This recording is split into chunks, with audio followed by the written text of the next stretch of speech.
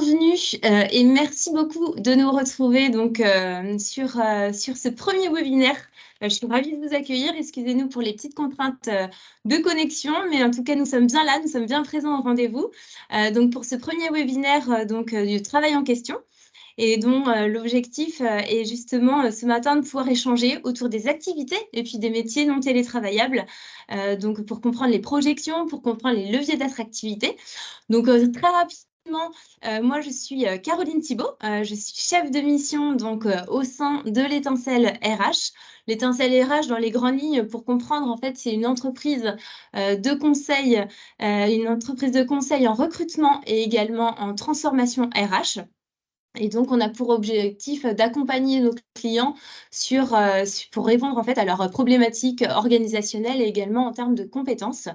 Donc, on fait à la fois, on est dans le faire et on est dans l'épauler. Faire à travers la notion de recrutement, on propose du sourcing externalisé et puis également, on propose également des évaluations donc de profils et de compétences. Et puis, dans l'épauler, on est sur du conseil. Donc, du conseil en transformation, également de la formation. Et puis là, aujourd'hui, ce qui nous réunit, c'est la possibilité aussi de vous éclairer à travers la prospective. Donc, voilà, identifier des thématiques sur les évolutions, sur les mutations du travail, et puis voir aussi quels sont les enjeux, les impacts que ces mutations du travail et celles qui auront lieu justement demain peuvent avoir sur vos activités, sur vos marchés. Imaginez les métiers de demain également. Alors, pour en venir assez rapidement au vif de notre sujet de ce matin, donc le webinaire, le travail en question, il a 3 objectifs, très rapidement. Donc, c'est l'objectif de capter des thématiques, des questions comme celle qui nous réunit ce matin pour comprendre un peu les enjeux, les mutations du travail. L'objectif, c'est bien entendu de débattre et je suis accompagnée ce matin de 3 chouettes intervenants qui vont pouvoir qui vont pouvoir témoigner sur le sujet qui nous est imparti. Donc, l'idée, c'est d'avoir aussi des profils variés et puis échanger. Donc, vous êtes là ce matin avec nous. Bien sûr, vous allez nous écouter, mais on va essayer aussi de vous donner la parole donc, à travers des sondages. Vous verrez, il y aura quelques sondages sur lesquels nous allons vous proposer. Et puis, il y aura une petite partie, puisqu'on prendra fin donc, à 12h30, mais une petite partie questions-réponses que nous vous soumettons. Donc, n'hésitez pas à vous approprier le chat pour poser vos questions, pour identifier vos réactions. Ça sera avec plaisir qu'on les prendra en compte par rapport à ce sujet. Alors, celui qui nous a parti, pourquoi est-ce qu'on a choisi cette thématique-là? C'est effectivement l'intérêt de pouvoir échanger. Quand on parle des études et sur l'évolution du monde du travail, il y a beaucoup d'éléments sur le télétravail, effectivement, mais qu'en est-il du futur, de l'évolution aussi des fonctions qui ne sont pas télétravaillables, à l'image des métiers de la production, les métiers du soin. Donc, il y a tous ces éléments-ci. On s'est dit que ça pouvait être intéressant de creuser la question. Et puis, à travers nous, notre regard RH, on a aussi pour vocation de ne pas assister dans notre société à un clivage. Et c'est pour ça que s'intéresser aussi à l'avenir de ces métiers-là nous semblait important dans notre regard d'acteur RH. Et puis, pourquoi cette thématique? C'est issu d'une rencontre. Et justement, cette rencontre, c'est la rencontre avec Laurence. Laurence Hulman, puisqu'on a eu la chance de bénéficier de votre présentation. Laurence, vous allez revenir juste après sur l'évolution des métiers non télétravaillables dans le monde à horizon 2035. Et donc, on a pu bénéficier de ce retour-là. On s'est dit que c'était vraiment dommage de bénéficier à nous seuls et on voulait partager et confronter aussi le point de vue. Donc, c'est pour ça que j'ai la chance de vous accueillir pour que vous nous fassiez part de votre retour. Je vous remercie par avance. Donc là, le déroulé de ce webinaire, ça va être dans un premier temps, comme je l'indiquais, de vous donner la parole, Laurence, donc vous qui êtes chargée de prospective chez Michelin, au sein du centre prospectif de Michelin. Et donc, vous allez nous faire l'écho et nous présenter un petit peu les grandes tendances qui pourront avoir un impact sur les métiers non télétravaillables à l'horizon 2035. Dans un second temps, nous aurons la chance de bénéficier du regard de Kevin Bouchareb. Bienvenue Kevin. Donc vous travaillez chez Ubisoft en tant que directeur du Future of Work et puis également vous êtes en charge de la stratégie RH donc chez Ubisoft. Donc avec vous, on va justement pouvoir rebondir sur les tendances que nous aurons présentées Laurence pour que vous puissiez aussi échanger autour du contrat social de demain pour les organisations et puis de façon très pragmatique aussi opérationnelle.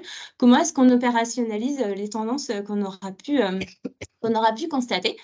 Et puis enfin, un troisième et non des moindres témoignage, le témoignage de Céline Hugo, que j'ai la chance d'accueillir ce matin aussi. Donc Céline est dirigeante de la PME Violet Industrie, qui est basée en Auvergne-Rhône-Alpes, spécialisée plutôt dans la tôlerie chaudronnerie. Il y a une vingtaine de salariés à peu près dans votre entreprise. Et vous nous ferez part de comment est-ce que vous, en termes de levier d'attractivité, vous répondez à cette question-là avec l'illustration de la semaine des 4 jours. Voilà, donc je laisse de suite la parole donc à Laurence qui va nous faire le plaisir de revenir justement pourquoi cette étude, peut-être très brièvement, et puis également quelles sont les tendances que vous avez identifiées. Très bien, bah écoutez, bonjour à tous et merci de venir participer à ce premier webinaire, effectivement sur un sujet qui est souvent, sur lequel il est assez difficile de trouver de l'info, en fait, c'est un sujet qui est un peu oublié parfaitement. Donc, nous, on a été missionnés, donc l'équipe prospective de Michelin, c'est une petite équipe, hein, on est 4, et on a été missionnés il y a à peu près un an par notre direction des ressources humaines et du manufacturing, donc en bon français de l'industrie chez nous, qui se pose beaucoup de questions aujourd'hui parce que, comme beaucoup de secteurs, on a des problématiques de recrutement, de rétention de talents et donc une forme de crise hein, qui n'est pas spécifique à notre secteur, mais qui est très présente chez nous, avec finalement une question pour la prospective qui donc se projette à 10-15 ans, de dire est-ce que ces problématiques-là vont perdurer ou pas. Donc on s'est penché sur la question, et ce que je vais faire, c'est que je vais partager avec vous un document qui va vous montrer tous les changements en fait qu'on voit arriver à l'horizon 2030-2035. Alors gardez en tête quand même que ce que je vais vous montrer n'est pas franco-français, c'est-à-dire qu'on a une vision monde du sujet. Mais ça permet de comprendre tout ce qui se passe et je vous livrerai très rapidement le message qu'on a livré à Michelin, à nos commanditaires, en fin d'étude pour dire, ben voilà, nos conclusions et voilà. Donc, si vous permettez, je partage mon écran que vous devriez voir arriver ici. Est-ce que tout le On monde voit bien voit arriver. mon Oui, écran? Oui, tout très à bien. fait.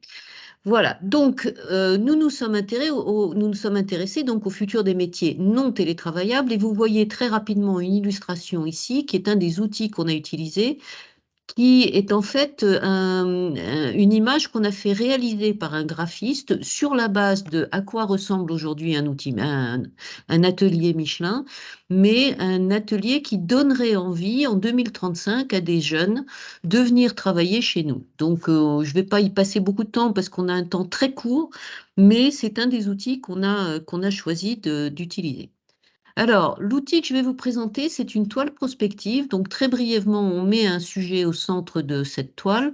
On va identifier les grands enjeux qui vont venir influencer ce sujet et les grandes tendances. Et je suis désolée, j'ai pas traduit ça. euh, les grandes tendances qui vont influencer les drivers en question. Vous allez comprendre assez vite de quoi on parle. Et puis, sur une échelle de 0 à 15 ans, on va positionner un certain nombre de disruptions avec plus ou moins de précision, mais sur cette échelle en disant, voilà, on imagine que d'ici 5 ans, 10 ans, tout ça, ça va bouger. Alors, sans plus attendre, on va rentrer dans la toile prospective sur le sujet. Donc, l'environnement futur des métiers non télétravaillables et tous les changements qui vont apparaître. Alors, le premier de ces grands changements, c'est la relation de l'homme à son environnement de travail. L'homme aujourd'hui, enfin l'homme et la femme, hein, bien sûr, si je dis l'homme, c'est très mélangé, arrivent avec des nouvelles valeurs, des nouveaux comportements, notamment en matière d'environnement, en matière de genre, en matière d'équilibre vie perso, vie pro. Et ça change beaucoup la manière dont il va, des exigences qu'il va avoir sur son lieu de travail. Ce qu'on a entendu beaucoup aussi quand même, c'est que l'aventure humaine reste très importante pour les gens et donc on va dans un monde qui va être de plus en plus incertain. L'homme reste un homme, la femme reste une femme et on maintient ce besoin de sécurité, de mettre un toit sur le dos sur la tête de nos enfants, de les nourrir, etc. Donc cette aventure et ce besoin de sécurité restent des valeurs très très dominantes malgré tout le chaos qu'on va pouvoir dérouler malheureusement sur cette toile. L'autre chose qui change énormément dans cette relation au travail, c'est finalement les types de compétences qui sont demandées et la manière d'acquérir ces compétences.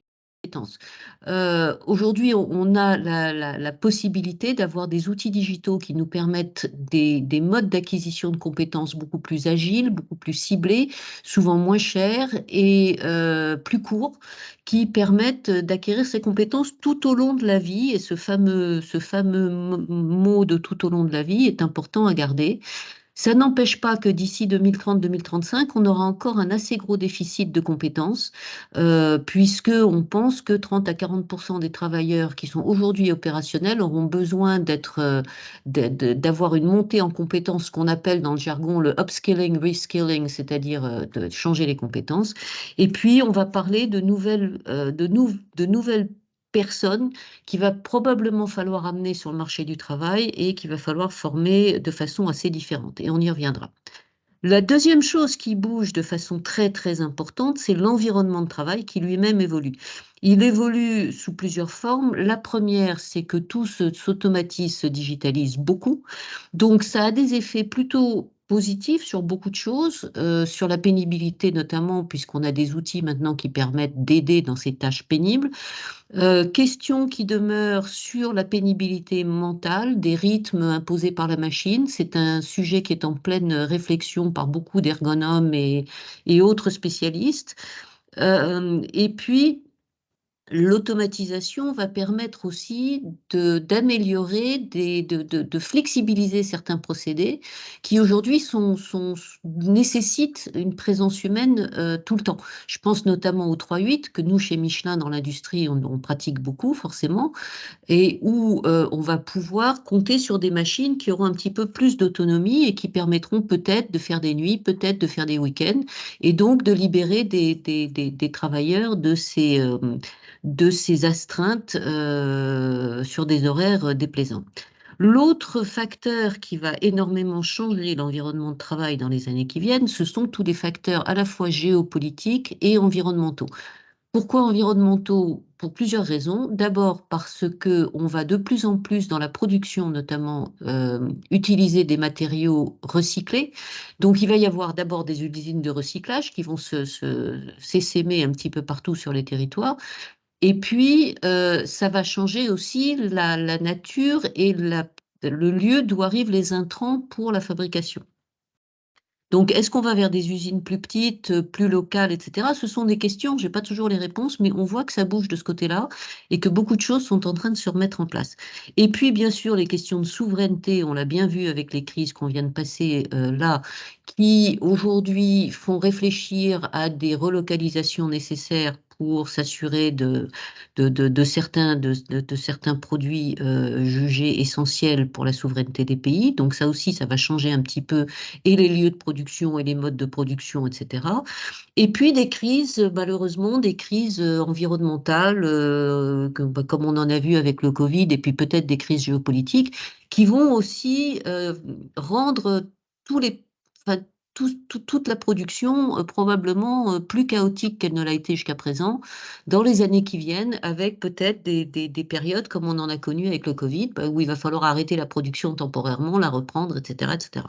Donc on voit bien qu'il va y avoir des changements de ce côté-là.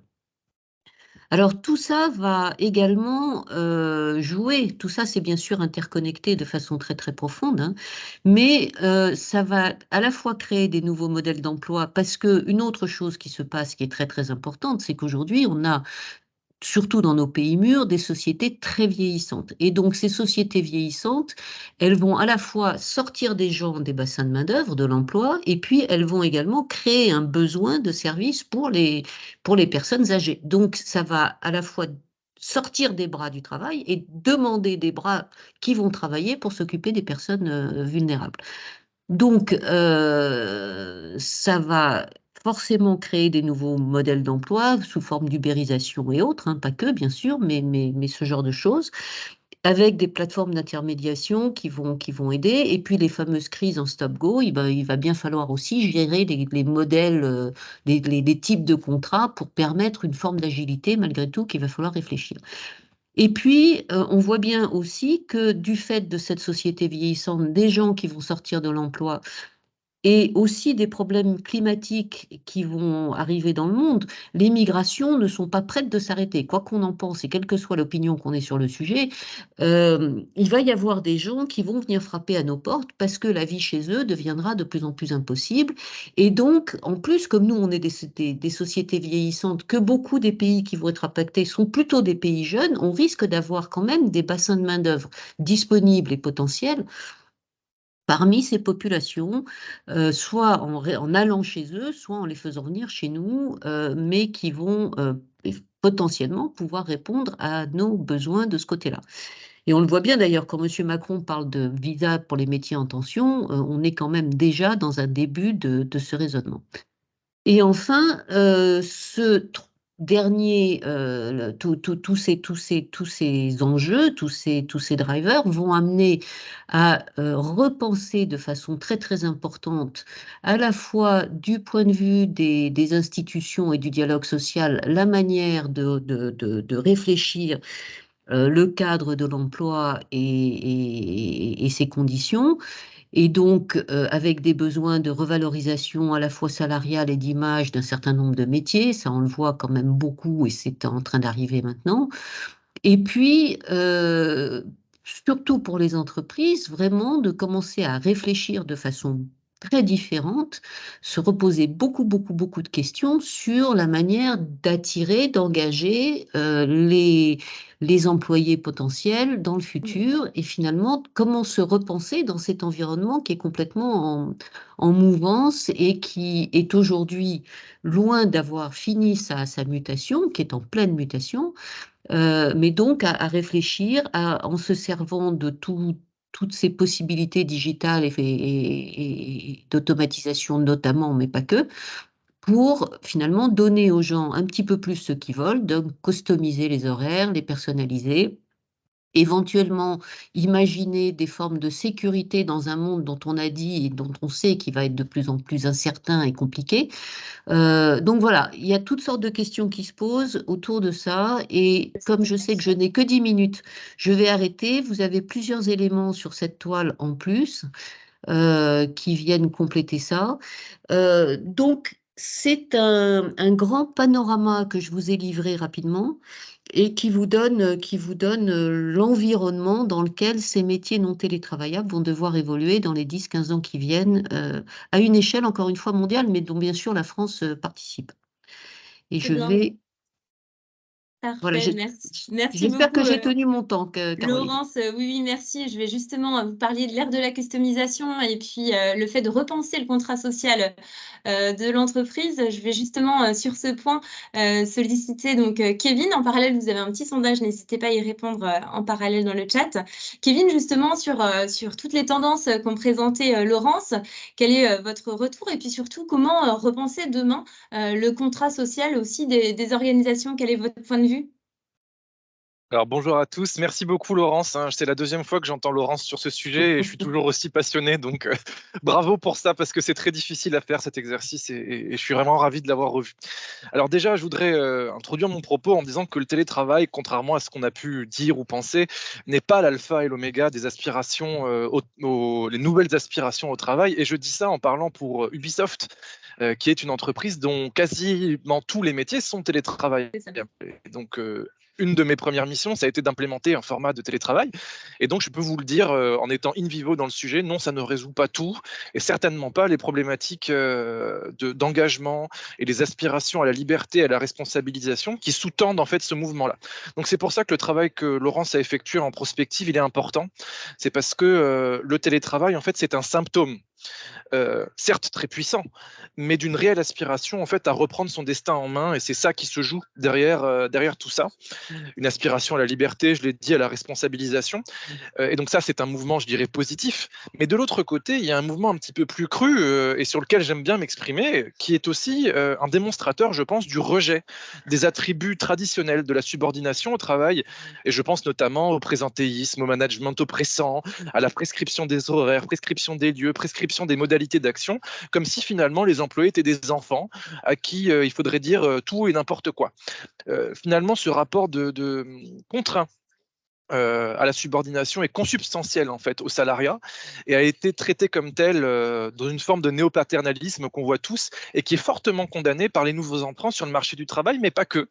J'ai fait des interviews avec des profils seniors qui justement disent qu'une des premières raisons pour lesquelles ils rejettent le salariat, c'est précisément parce que avec 20, 25, 30 ans d'expérience, ils n'ont pas envie de se faire parler comme à des bébés. Et quand on voit les écueils de la communication corporate, notamment, qui a tendance à très fortement infantiliser les gens, on sent qu'il y a quelque chose qui se joue aussi dans les nouveaux attributs de la subordination au travail. Alors, c'est pour ça que c'est important de resituer ce phénomène dans un contexte plus général de mutation sociale, sociétale, technologique et de changement, je dirais, de rapport au travail. Et pour ça, je voudrais citer un des chiffres de l'excellente étude de la Fondation Jean Jaurès qui est sortie. Alors, ils en ont fait plusieurs, hein, mais les 6 derniers mois, je dirais, ont été prolifiques de leur côté. Lorsque vous interrogez les gens sur à quel niveau d'importance situez-vous le travail aujourd'hui, poser cette question en 1990, il y avait 60% des salariés qui disaient que le travail a une place très importante dans leur vie. Cette proportion est passée à 24% en 2022. Donc c'est quand même un mouvement très significatif.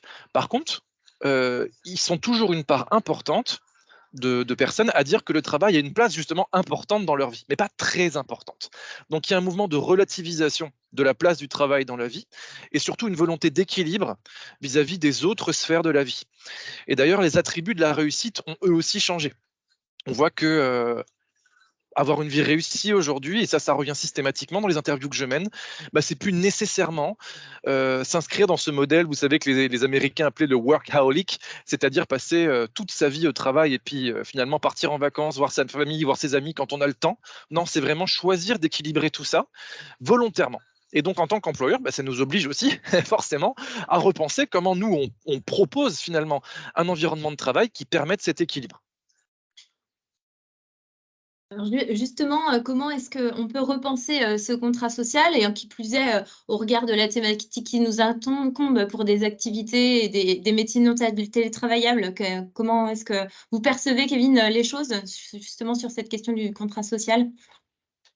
Alors justement, déjà, je parlais de contexte tout à l'heure et Laurence l'a dit largement, hein, on est quand même dans un contexte aujourd'hui, alors certes, qui est en train de s'abaisser un petit peu, mais de Great Resignation, Great Reshuffle, de crise de l'engagement corporate, on l'appelle comme on veut, mais enfin, il y a quand même des signaux très forts qui nous montrent qu'il y a de la mobilité, qu'il y a de la crise, qu'il y a de la tension dans les rapports aux salariés.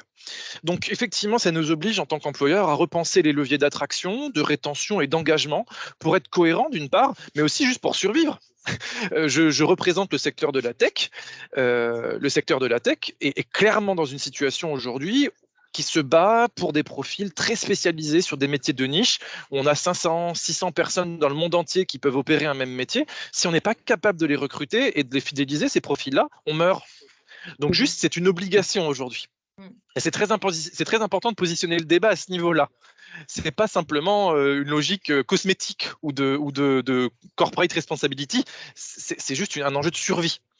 Et c'est encore plus vrai pour les métiers non télétravaillables. On a une représentante aujourd'hui de l'industrie aujourd'hui, je pense qu'elle pourra nous en parler longuement. Il y a des secteurs aujourd'hui dans lesquels il est très très très difficile de recruter. Donc il faut juste repenser tout ça pour qu'on puisse le faire. Et donc le pari qu'on prend, nous, c'est le pari du contrat social.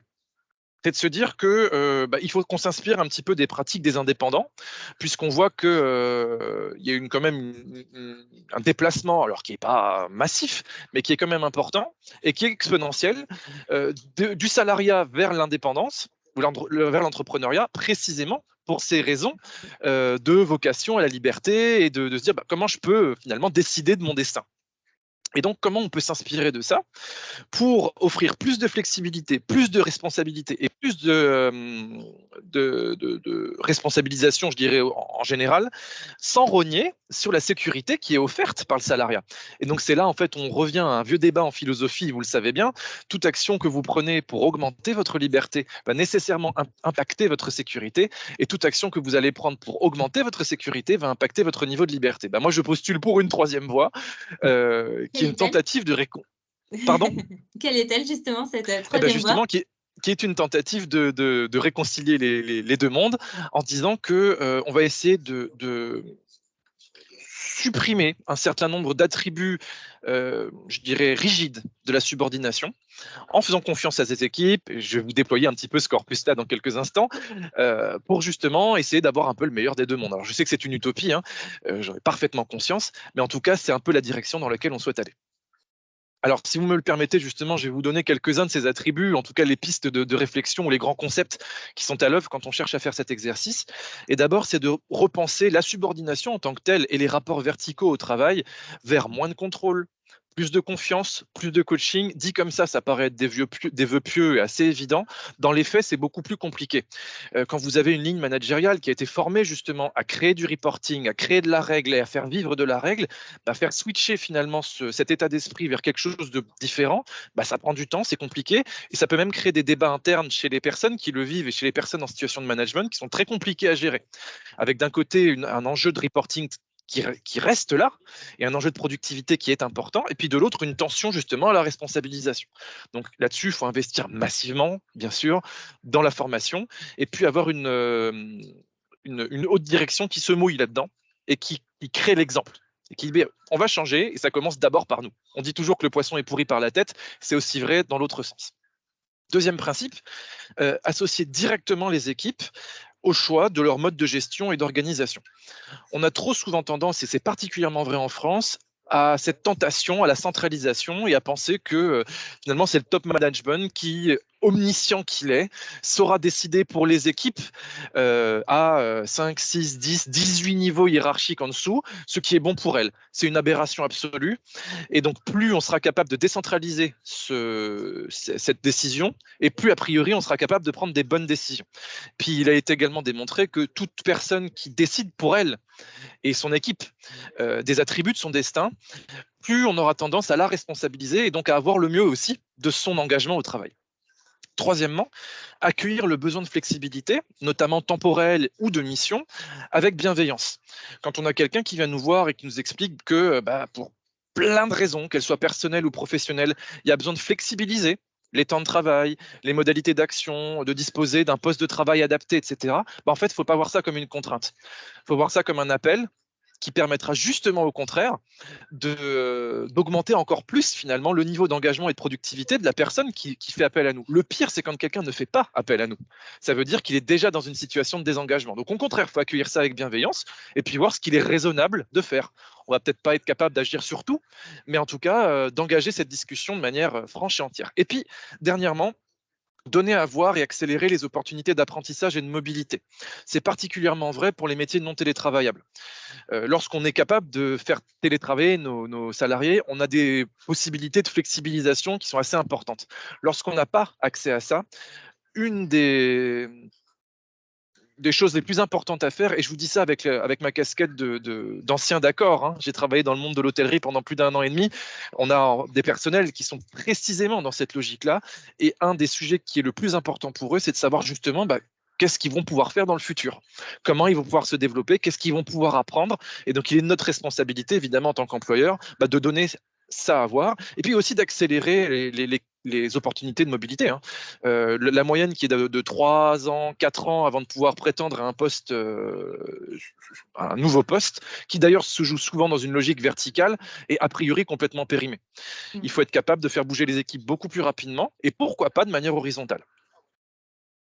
Donc Très voilà bien. pour les grands principes. Merci beaucoup Kevin pour cet éclairage et puis il y aura peut-être des questions, n'hésitez pas hein, si vous avez des questions ou des réactions aussi aux propos qui sont tenus.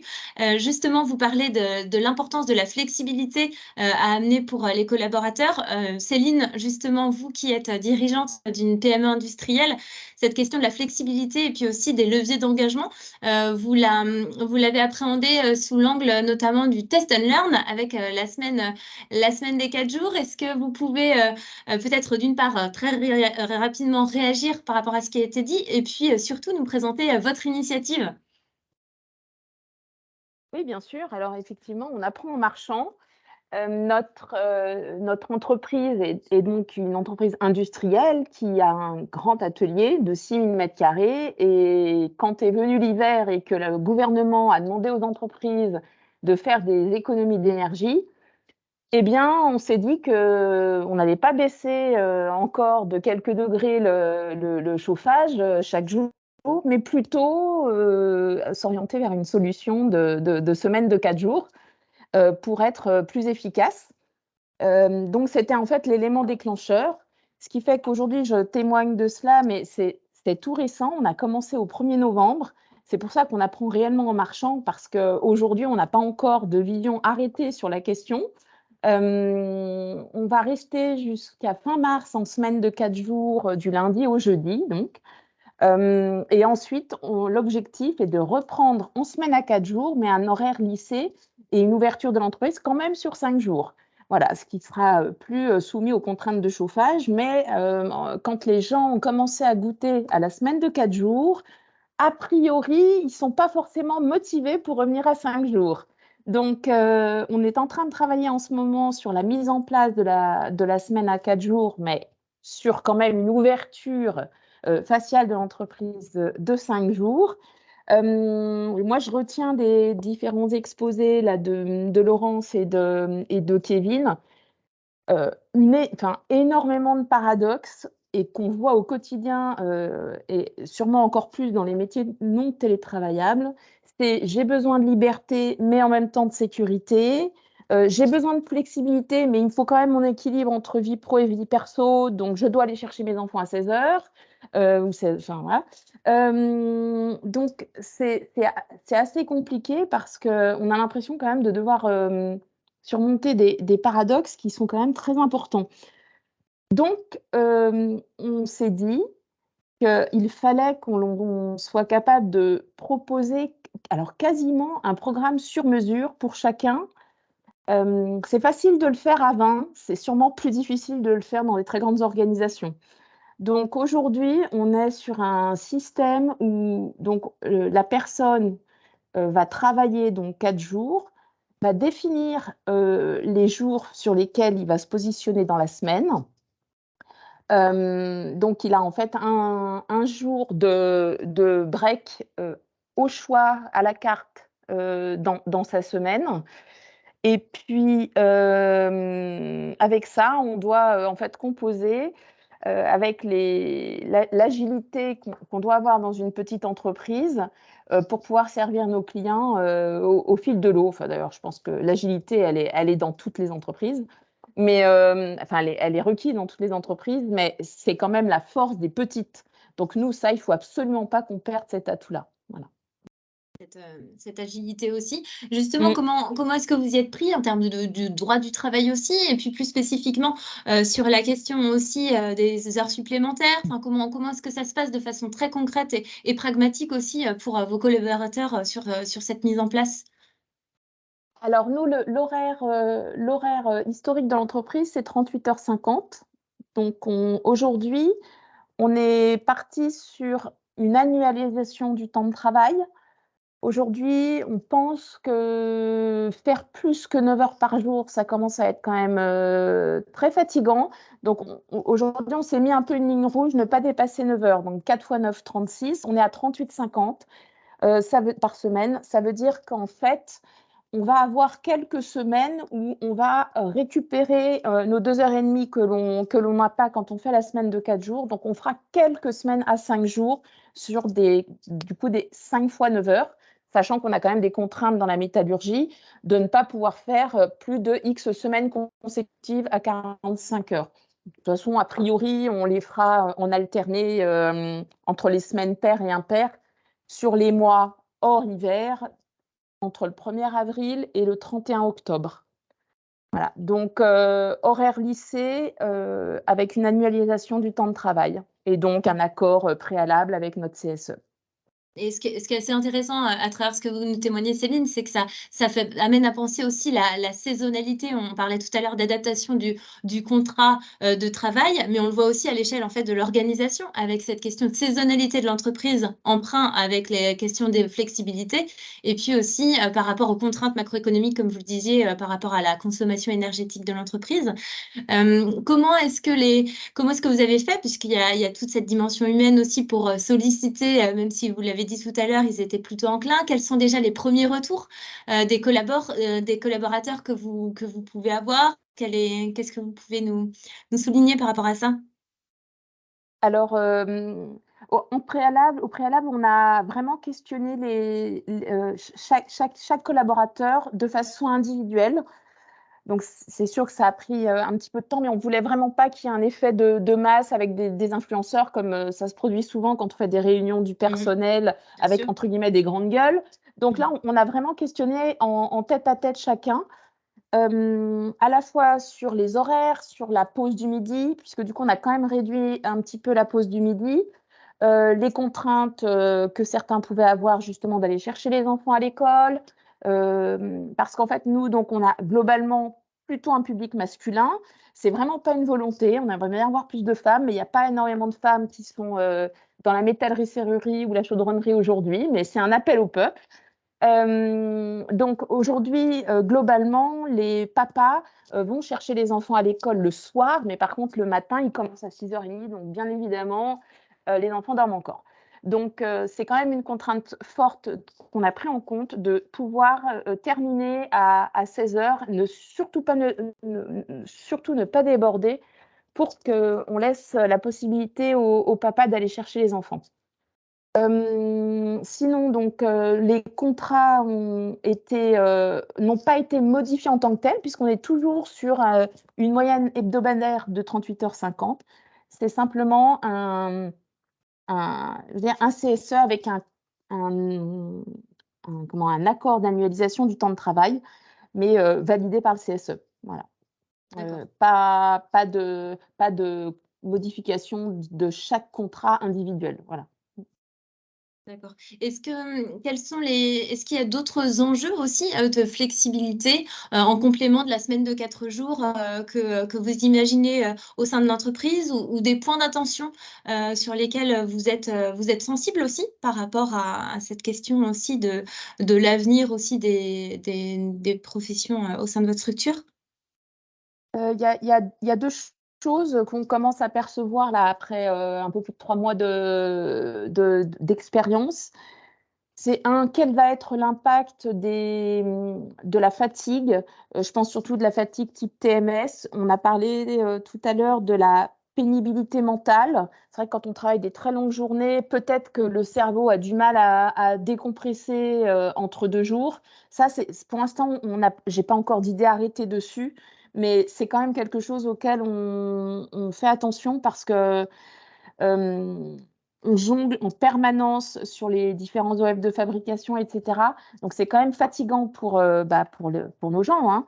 Et donc, voilà, c'est plutôt la pénibilité mentale qui pourra peut-être être pesante, mais sur une plus longue période, sur 3-4 mois, ça se fait. Mais donc ça, j'arrive pas à l'appréhender aujourd'hui. L'autre chose, c'est le fait d'être à 4 jours permet beaucoup plus facilement la participation à certaines formations. C'est-à-dire que quand on est dans le jus sur des journées de travail, on n'arrive jamais à caler des journées de formation, avec la possibilité d'avoir un jour de la semaine en plus, pour ceux qui le souhaitent. On a toujours laissé le choix aux gens de se former. Donc la formation, elle est volontaire. pas forcer les gens à se former, mais par contre, on a parlé de montée en compétences tout à l'heure, ça paraît évident qu'il faut se former tout au fil de la carrière. Et donc, le fait d'avoir un jour libre dans la semaine nous permet beaucoup plus facilement de caler des formations. Très bien. Donc, ça nous donne cette liberté supplémentaire pour se former. Voilà. Évidemment, ça entraîne des heures supplémentaires, mais bon, la formation, c'est un investissement et je pense que le jeu en vaut la chandelle. Donc à ce jour, oui, plutôt satisfaite et à l'échelle des collaborateurs aussi, c'est un test and learn qui s'avère plutôt intéressant. On entend qu'il y a la prochaine saisonnalité aussi que vous allez mettre en place, qui est encore un autre challenge et on suivra avec attention justement ce que vous allez pouvoir mettre. Très brièvement, Laurence, Kevin, est-ce que vous avez peut-être des réactions avant que l'on passe assez rapidement à une partie questions? Je vois qu'il y a quelques questions qui se dégagent pour terminer à 12h30. Il y a 2 petites choses que je voudrais ajouter rapidement. Donc, sur la semaine de 4 jours, je pense que vous avez tous vu les résultats de l'enquête, plutôt exactement, de l'enquête britannique, qui est très intéressante, qui va un peu dans le sens du témoignage qui nous est porté aujourd'hui. Mais je voudrais quand même resituer quelques chiffres parce que c'est très significatif pour moi. Il n'y a pas de sujet. Bon, il y a le patron de LDLC qui s'est fait connaître sur le sujet, Laurent de la Clergerie, qui nous parle très bien de ça. Mais hors du secteur tech, en Grande-Bretagne, je crois qu'il y a plus de la moitié des entreprises qui ont fait partie de cette étude et qui ne font pas partie qui n'ont pas de métier télétravaillable. Et donc, c'est moins 39% de stress pour les employés, 71% de burn-out en moins, avec une santé mentale et physique qui s'améliore, 57% de démissions en moins, et même plus 1,4% de chiffre d'affaires sur la période, malgré un temps de travail réduit, puisqu'eux, ils ont réduit le temps de travail. Conclusion, 92% des entreprises ont décidé de maintenir les 4 jours après les 6 premiers mois d'essai, dont 30% de manière définitive. Donc, c'est un plébiscite sans appel, qui est quand même très, très important à resituer. Et la deuxième chose que je voulais dire, c'est que dans la démarche de Céline, ce qui est très intéressant, c'est la modestie en fait du dispositif.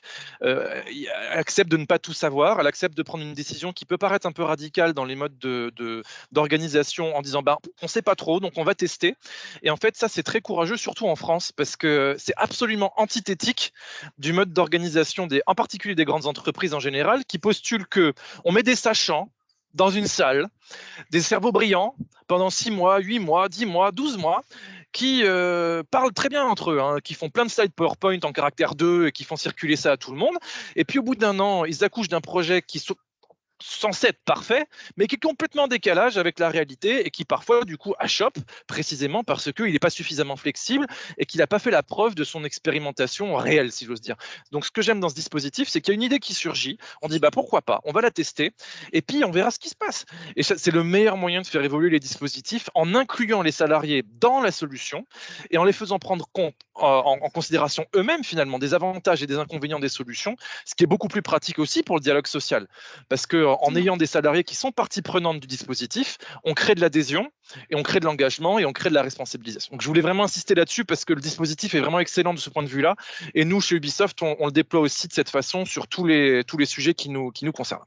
Et une belle illustration, effectivement, toujours pour en revenir à notre thématique sur les métiers non télétravaillables, qu'on peut les inclure dans les résultats aussi de ces études probantes. Et Céline, vous en êtes l'illustration sous l'angle industriel. Laurence, un petit complément rapidement? Oui, alors déjà, moi, j'ai exactement la même analyse que Kevin sur ce qu'a partagé Céline avec nous, c'est-à-dire que c'est formidable. Alors, elle peut le faire plus facilement qu'une entreprise comme Michelin, qui est quand même un Titanic, sauf qu'il ne coule pas. Mais c'est beaucoup plus difficile à manœuvrer qu'une petite entreprise. Ce que je peux dire, c'est qu'aujourd'hui, ce type de réflexion est quand même très, très présent. Alors, ça se fait à l'échelle d'une grande entreprise avec en plus des questions très fortes de standardisation qu'on peut retrouver dans des grosses boîtes où finalement on est obligé de faire toujours la même chose partout, dans tous les sites, quelles que soient les cultures, quelles que soient les spécificités locales. Aujourd'hui, mais c'est très récent chez Michelin, on a une entité qui s'est créée au sein de ce qu'on appelle chez nous le manufacturing, c'est-à-dire l'entité qui gère toute l'industrie chez Michelin, pour réfléchir justement à ces questions de façon plus précise sur l'expérience employée, l'attractivité, etc., etc. Donc, on voit bien que tout le monde cherche des solutions, alors malheureusement pas avec la même capacité d'agilité celle qu'a mise en œuvre Céline, parce que c'est pas qu'elle en bénéficie, c'est qu'elle en est l'actrice principale. Mais on voit bien qu'aujourd'hui, on cherche comment on peut amener ce type de flexibilité et ce type de réflexion chez nous, quoi, dans les plus grandes boîtes. Et je peux vous dire, pour discuter avec beaucoup de grandes entreprises, qu'ils se posent tous les mêmes questions. Ils se posent tous les mêmes questions sur finalement quels sont leurs leviers spécifiques, parce qu'à chaque industrie, chaque activité aussi ses spécificités et ce qu'ils peuvent lâcher, pas lâcher dans les rigidités. C'est toujours les mêmes questions, hein. Il y a des questions d'arbitrage qui se jouent selon la nature de l'activité qu'on mène. Mais finalement, où sont les curseurs à poser? Et je pense que les grandes questions de demain, elles sont là. Question des curseurs. Finalement, qu'est-ce qu'on peut faire, qu'est-ce qu'on ne peut pas faire, et les questions de coût, puisque malgré tout, il faut quand même garder en tête que pour beaucoup d'entreprises, amener ces changements, une fois qu'ils auront compris lesquels ils doivent mettre en œuvre, ça aura un coût. Donc il y aura des arbitrages aussi de ce côté-là à envisager. Effectivement, pondérer le côté stratégie RH et puis logique de coût, de productivité aussi qu'implique toutes ces évolutions. De productivité ou de mise à niveau. Et de mise à niveau, simplement. effectivement. Oui, bien sûr. Tout à fait. Je rebondis sur les questions puisque le temps passe et voilà, on aurait plein de questions. Mais il y avait une question d'Antoine justement qui posait la question au-delà de la semaine de 4 jours. Est-ce qu'il y a d'autres pratiques au niveau de l'expérience employée, notamment peut-être, Kevin, est-ce que vous voyez des éléments particuliers? Vous en avez cité en particulier, mais est-ce qu'il y a des actions, des témoignages qui vous ont interpellé? Bah, très clairement, je vais en citer une pour des raisons de temps, mais pour moi, c'est le sujet de l'hyper-personnalisation de l'expérience employée. Bien Si sûr. on décentralise profondément la question du management et qu'on arrête de prendre en compte ce complexe de Dieu dont j'ai parlé tout à l'heure, qui consiste à penser que parce qu'on est à la direction d'une entreprise, on sait mieux que nos employés, que nos managers, ce qui est bon pour eux, eh bien, on se dote de la possibilité d'adapter profondément l'expérience employée aux spécificités de nos collaborateurs. Et donc, typiquement, si vous êtes un manager et que dans votre équipe, vous avez des jeunes, des vieux, des gens qui habitent en ville et des gens qui habitent en région, des gens qui habitent dans 15 mètres carrés et des gens qui ont une maison de 200 mètres carrés avec un terrain, des gens qui sont introvertis, extravertis, des gens qui sont de la neurodiversité, en situation de handicap, etc., eh bien là, vous pouvez vraiment agir pour de vrai en personnalisant les horaires, les conditions de travail, les missions, et tout ça en harmonie finalement avec l'équipe, qui encore une fois peut être actrice de son propre destin. Et donc ça, pour moi, c'est vraiment le gros sujet.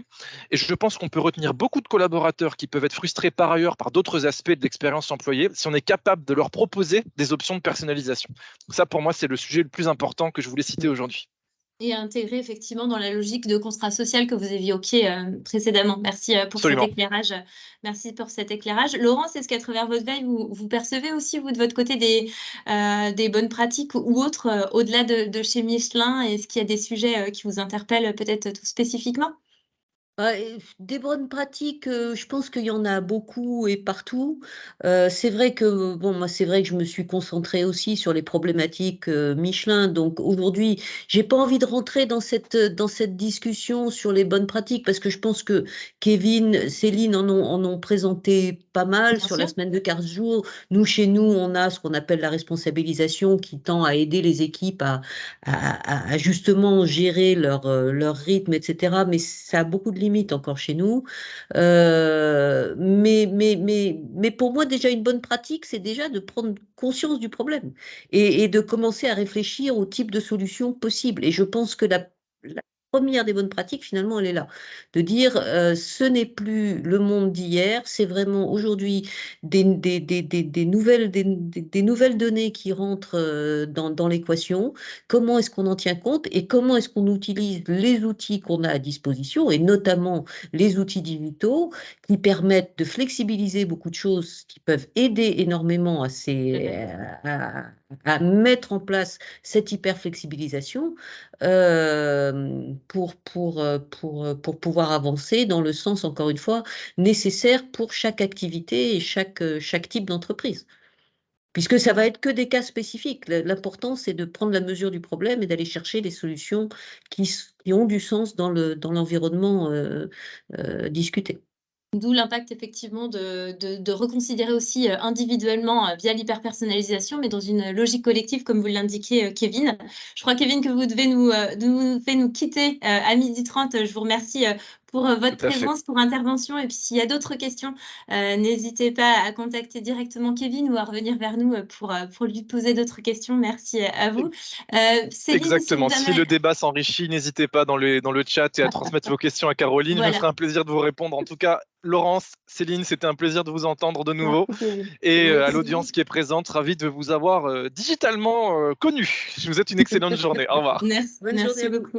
Merci, Kevin.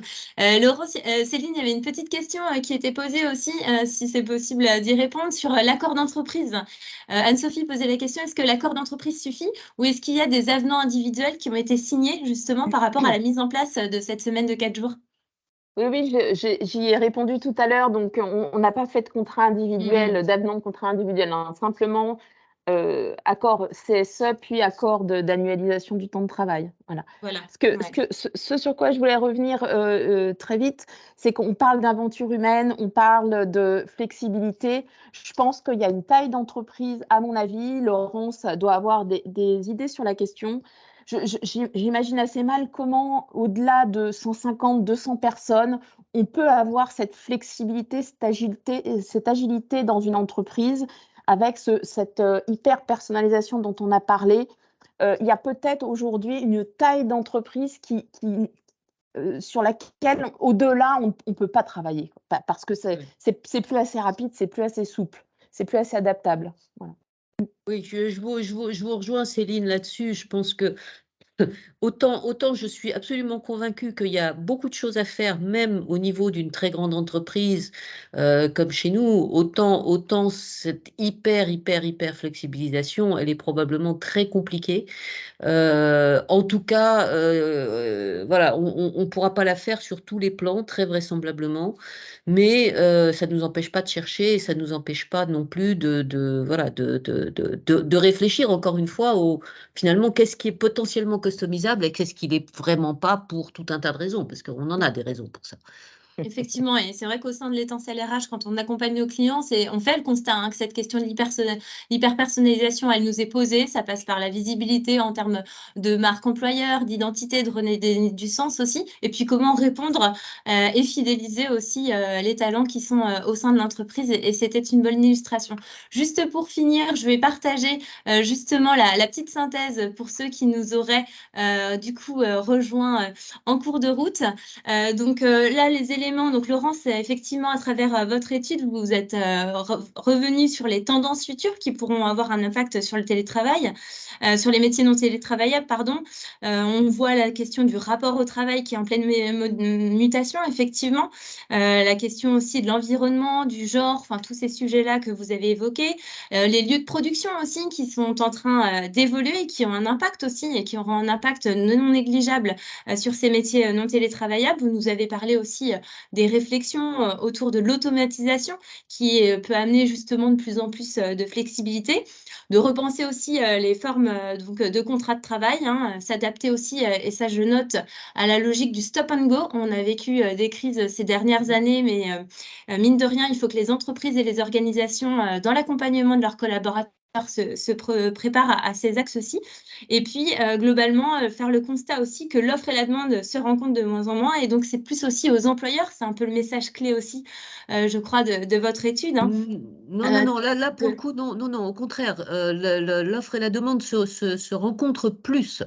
Se rencontrent, oui, de Elles plus se en plus. rencontrent plus grâce à la digitalisation. Bêtement, là, on a des outils, des plateformes, des choses comme ça qui nous permettent. Et donc, justement, que l'employeur puisse être force de proposition par rapport à ces éléments-ci. Kevin est revenu, lui, de son côté, sur le fait que la question du télétravail, ce n'est pas forcément la solution miracle. Et donc, il y a un besoin aussi de relativiser aussi ce rapport au travail. Il est revenu sur l'enjeu, justement, de repenser le contrat social de demain, de l'expérience employée. On a parlé d'hyper-personnalisation, justement, pour justement mieux inclure et respecter chaque individu. Et puis aussi, augmenter le bien-être bien-être, l'engagement et la productivité. Ça passe par différentes choses, hein, repenser la subordination vers moins de contrôle, associer les équipes au choix du mode de gestion, accueillir également la flexibilité avec bienveillance pour laisser la parole aussi à chacun. Et puis enfin, Céline, sous cet angle, vous nous avez apporté une illustration concrète avec cette semaine des 4 jours comme moyen aussi de réponse au contexte macroéconomique et notamment énergétique, mais aussi pour apporter aussi plus de flexibilité avec vos collaborateurs.